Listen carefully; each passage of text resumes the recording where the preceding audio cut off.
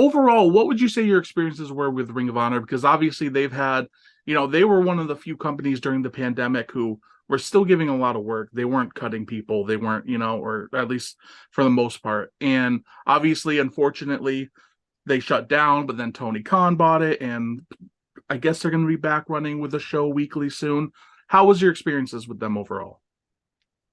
I think there's positives and negatives Mm-hmm. everywhere. We weren't working with them through the pandemic, so I can't really speak to, how that was handled. I think, um, one or two people in a company doesn't make it a bad company if, you don't see eye to eye, or someone like really, really great doesn't make or break a company either. I think, we spent a lot of time doing ring crew there, setting up the rings for everyone.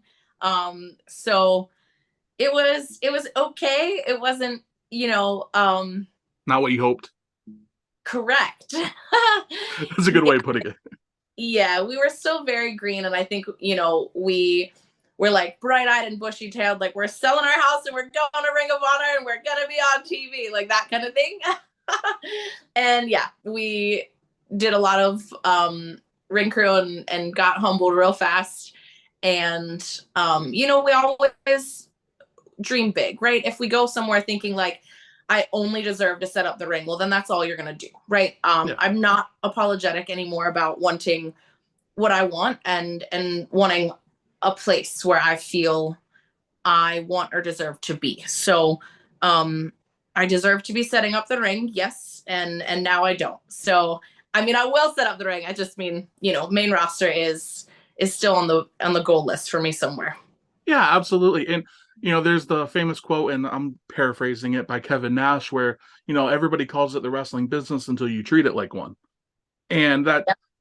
it, at a certain point, when you're green and experienced, and even when you are experienced, if they need help with a certain thing, but you still need to be able to advance your own career, especially when it's your livelihood.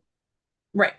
And there's always room to learn and to grow and to listen and, be in a place where you're not the best in the room, you're not the smartest in the room ever. I realize that I'm, a few years in, but um, if you don't set your sights high, then I don't know. That's just I think both of our mentalities. Like we want what we want. We don't like to settle. But we're willing to put in the work, right, to get there. It's not like we want anything handed to us or think we deserve, just an easy fast track somewhere. I think everyone has a different journey in the business, and I think timing is a big thing. And who knows? Like life can change in an instance, just like the quarantine, COVID, and everything, and new companies forming, companies crashing down. Like you never know.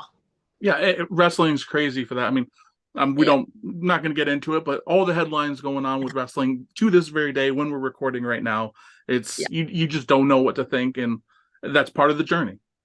yeah. You have to take care of yourself. I learned that early on. Like I was a people pleaser, and I wanted the best for everyone else but me, right? And you give and you give and you give, and then you get sucked dry, and you have nothing left to give, and then you have nothing left for yourself. So Yeah. I try to make sure that we are happy and healthy at home so that every other aspect, can thrive from that. But you have to be good inside to be able to give anything away. Yeah, I mean, you can only look after everybody else so much without looking after yourself too. Yeah, for sure.